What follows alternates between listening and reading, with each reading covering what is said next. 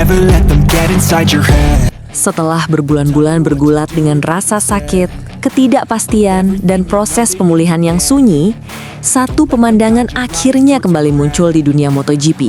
Senyum Marc Marquez di atas motor. Bukan saat podium, bukan saat selebrasi gelar, melainkan saat pertama kali ia kembali memutar gas setelah cedera. Dan momen itu tidak luput dari perhatian Ducati. Pembalap uji coba sekaligus pengembang Ducati, Michele Pirro, mengungkapkan bahwa Marc Marquez tampak sangat bahagia ketika kembali mengendarai motorsport untuk pertama kalinya sejak mengalami cedera bahu yang memaksanya absen di 4 seri terakhir musim 2025. Bagi Ducati, ini bukan sekadar sesi latihan biasa, melainkan sinyal awal bahwa sang juara dunia siap membuka lembaran baru menuju musim 2026. Marquez kembali naik motor balap pada Kamis dan Jumat di sirkuit Aspar Guadasuar, Valencia. Ini menjadi momen krusial karena merupakan kali pertama pembalap Spanyol itu kembali ke lintasan sejak insiden senggolan dengan Marco Bezzecchi di MotoGP Indonesia, yang kembali menghantam area tubuhnya yang selama ini paling rentan, bahu dan lengan kanan.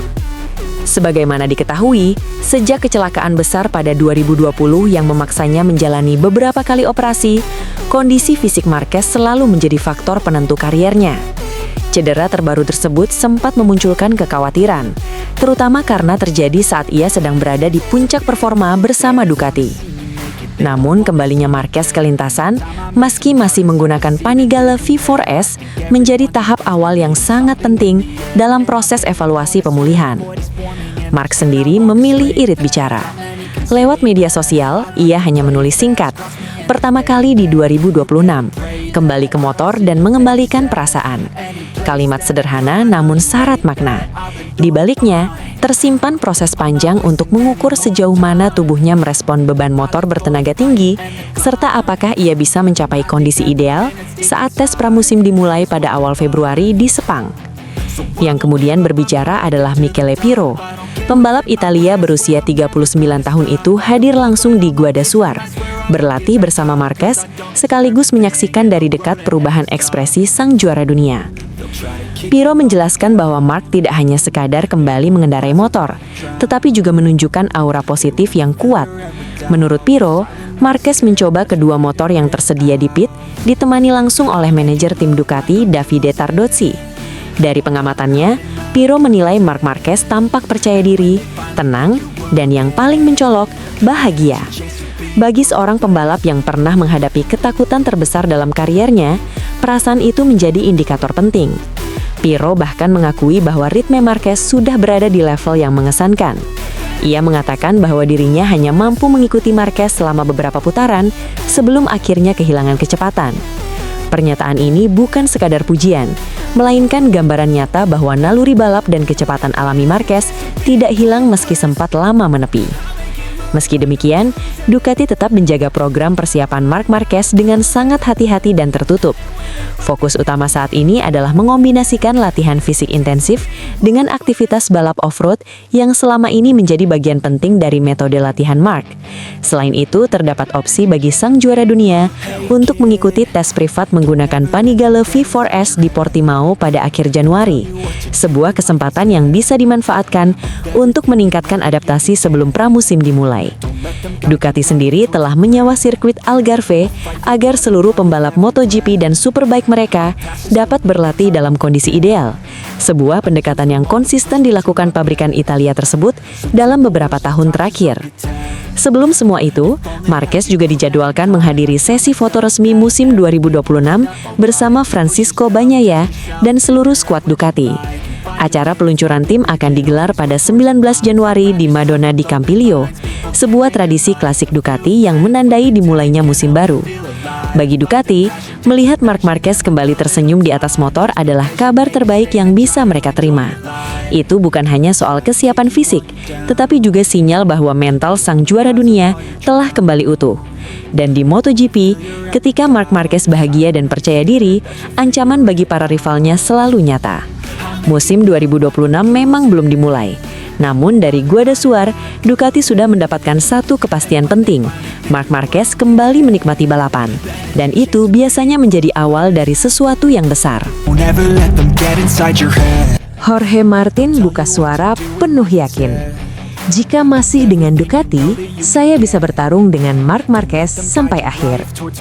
Nama Jorge Martin sempat tenggelam, lalu tiba-tiba kembali mengapung dengan satu pernyataan yang langsung memantik perdebatan di pedok MotoGP.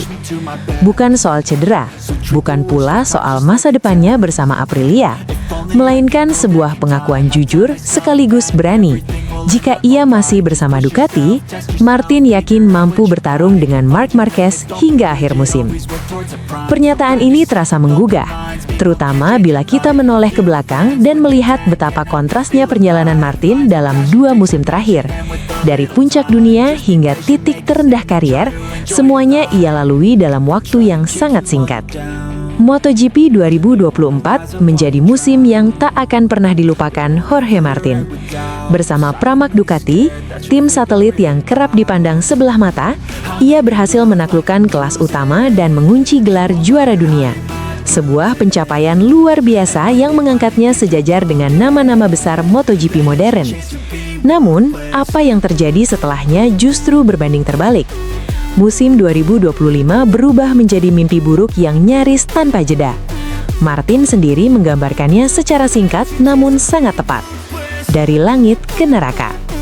4 cedera serius, 4 kali naik meja operasi, dan rentetan Grand Prix yang harus dilewatkan membuat upaya mempertahankan gelarnya hancur sebelum benar-benar dimulai. Kepindahannya dari Pramac Ducati ke Aprilia yang kala itu dipandang sebagai langkah ambisius, ternyata tidak berjalan sesuai harapan. Sepanjang musim, Martin hanya tampil di 8 seri, turun balap di 7 Grand Prix, dan cuma 4 kali menyentuh garis finish. Angka-angka ini terasa menyakitkan bila mengingat statusnya sebagai juara dunia bertahan. Masalah dimulai sejak pramusim di Sepang. Cedera membuatnya gagal tampil di seri pembuka Thailand. Belum pulih sepenuhnya, ia kembali mengalami kecelakaan saat berlatih supermotard, memaksanya absen di 3 balapan awal. Ketika akhirnya kembali di Qatar, nasib buruk kembali menghantam. Martin terlibat insiden serius setelah tergulung pembalap lain. Cedera terparah yang benar-benar merusak fondasi musimnya. 7 seri kembali hilang sebelum ia bisa kembali di GP Republik Ceko. Drama belum berakhir. Di Jepang, Martin terjatuh di awal sprint race dan turut menyeret rekan setimnya, Marco Bezzecchi. Cedera kembali datang, dan seluruh tur Asia terpaksa ia lewati dari pinggir lintasan. Ia baru kembali di seri penutup Valencia, namun memilih retired. Keputusan itu diambil bukan tanpa alasan. Minim jam balap dan fokus penuh pada tes pramusim 2026 yang hanya berselang 48 jam. Sebuah simbol betapa beratnya musim 2025 bagi sang juara dunia. Meski dihantam cedera dan seolah menghilang dari persaingan, Jorge Martin menolak tenggelam dalam keraguan. Dalam wawancara mendalam, Martin justru menegaskan posisinya di peta MotoGP. Dengan nada tenang namun penuh keyakinan, Martin menyebut dirinya sebagai salah satu dari 5 pembalap referensi di kelas utama, sejajar dengan Marc Marquez, Fabio Quartararo, Francesco Bagnaia, dan Pedro Acosta. Bukan karena ego, melainkan karena konsistensi kualitas dan dampak mereka di lintasan. Menurut Martin, entah karena prestasi, kontroversi, atau kondisi cedera, namanya selalu ada dalam percakapan MotoGP, dan ia ingin tetap berada di titik itu, sebagai ujung tombak persaingan.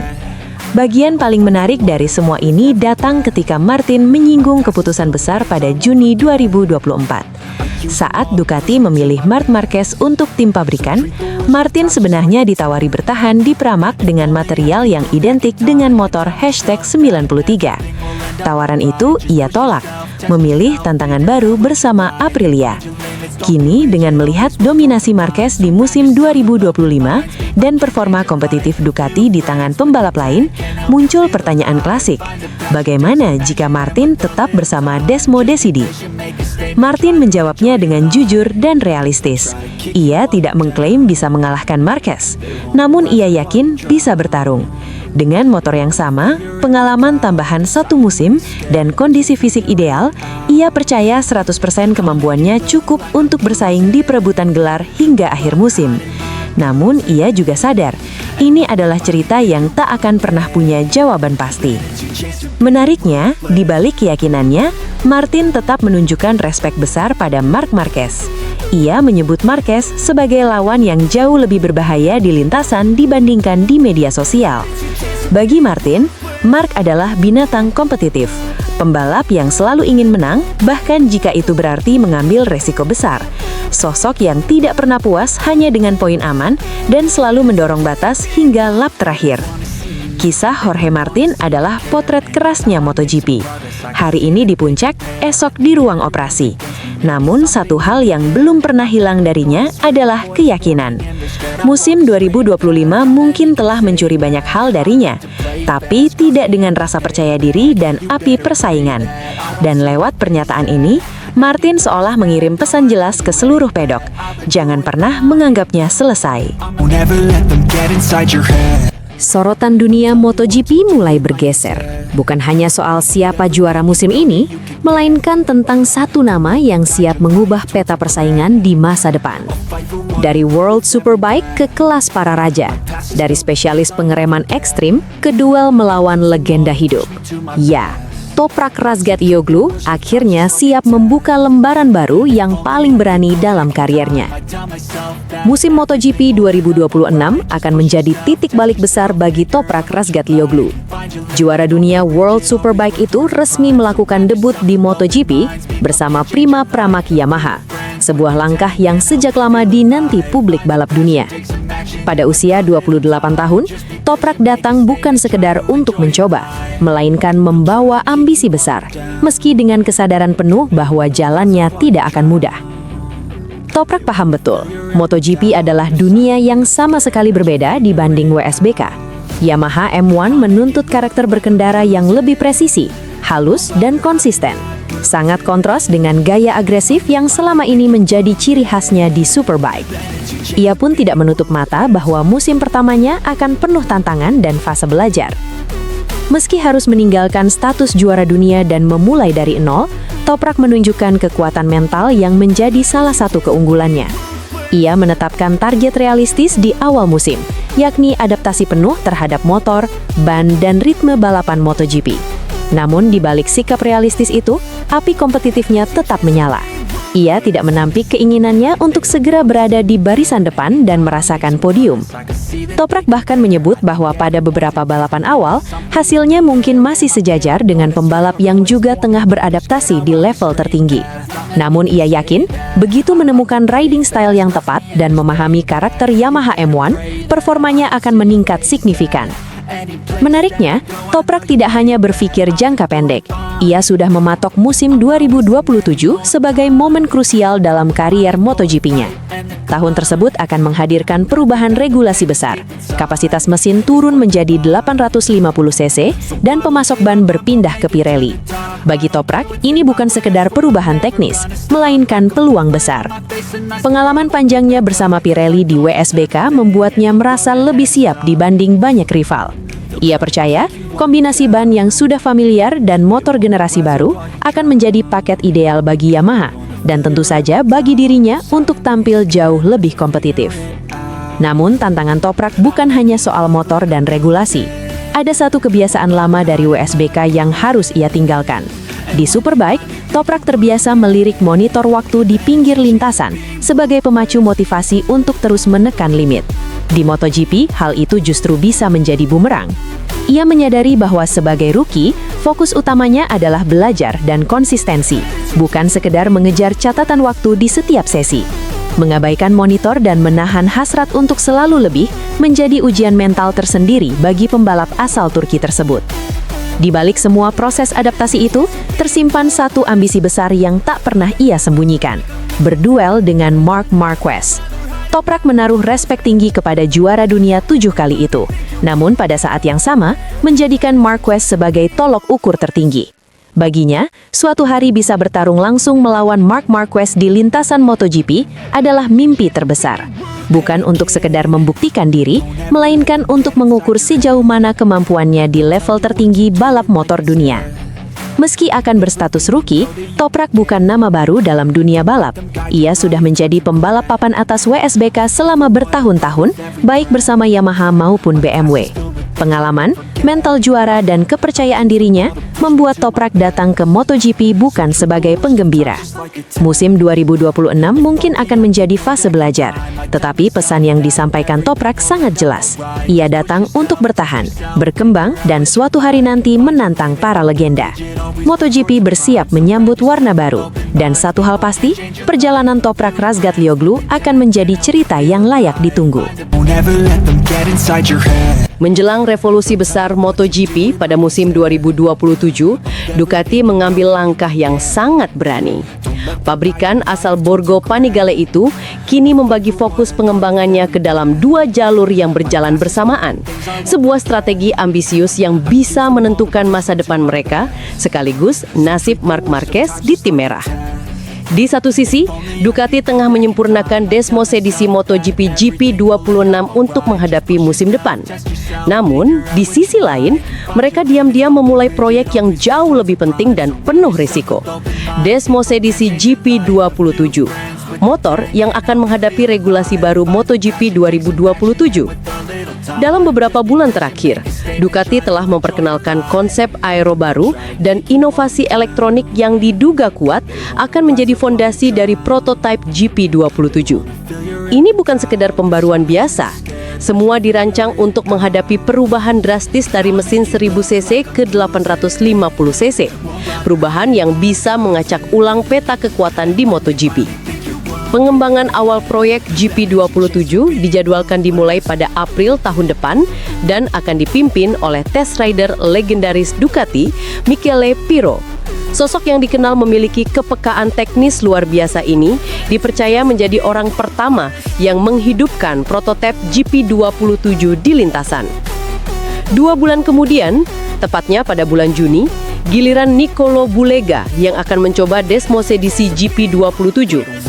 Keterlibatan Bulega menegaskan bahwa Ducati tidak hanya membangun motor, tetapi juga membangun jembatan antara proyek MotoGP dan dominasinya di World Superbike.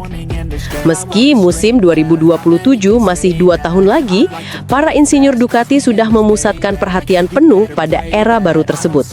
Mereka sadar betul bahwa perubahan kapasitas mesin ke 850 cc akan mengubah segalanya. Gaya balap, karakter motor, pengelolaan ban, hingga strategi balapan secara keseluruhan. Ini bukan lagi sekedar persiapan. Ini adalah rencana bertahan hidup untuk mempertahankan dominasi. Banyak pengamat menilai, gerak cepat Ducati juga didasari satu faktor besar, Marc Marquez. Kontrak Marquez bersama Ducati akan berakhir pada akhir musim depan. Sang juara dunia 8 kali itu bahkan pernah menyatakan bahwa sebelum memutuskan masa depannya pada 2027, ia ingin melihat terlebih dahulu arah pengembangan motor baru. Pernyataan itu mengguncang pedok. Karena itu berarti Ducati beresiko kehilangan senjata terbesarnya jika mereka gagal meyakinkan Marquez. Bagi banyak pihak, proyek GP27 bukan hanya tentang motor. Ini adalah pesan yang jelas untuk Marc Marquez. Kami sedang membangun masa depanmu. Bertahanlah bersama kami. Di MotoGP, loyalitas mungkin penting, tapi kecepatan adalah segalanya. Dan saat ini, Ducati tidak hanya ingin menjadi yang tercepat di lintasan, mereka ingin menjadi yang paling siap menghadapi masa depan. Don't ever let them get inside your head. Di saat banyak orang masih meragukan apakah ia bisa kembali menjadi monster lintasan, satu jawaban tegas akhirnya keluar dari mulut Marc Marquez. Bukan sekedar janji, tapi pernyataan penuh keyakinan dari seorang juara dunia. Bahunya yang sempat patah kini disebut sudah pulih. Dan yang lebih penting, mental bertarungnya bahkan terasa lebih tajam dari sebelumnya. Insiden besar itu terjadi di MotoGP Mandalika. Dalam sebuah insiden di lintasan Lombok, motor Ducati yang dikendarai Marc Marquez tersenggol oleh rider Aprilia, Marco Bezzecchi. Momen itu seketika mengubah jalannya musim sang juara dunia. Marc Marquez terjatuh cukup keras dan hasil pemeriksaan menunjukkan adanya patah tulang di bagian bahu. Cedera itulah yang memaksanya absen di 4 seri terakhir, meskipun saat itu ia sebenarnya sudah mengunci gelar juara dunia MotoGP 2025. Bagi sebagian orang, mengakhiri musim setelah mengunci gelar mungkin terlihat sebagai keuntungan. Namun bagi Marc Marquez justru sebaliknya. Ia merasa seperti seekor pemangsa yang dikurung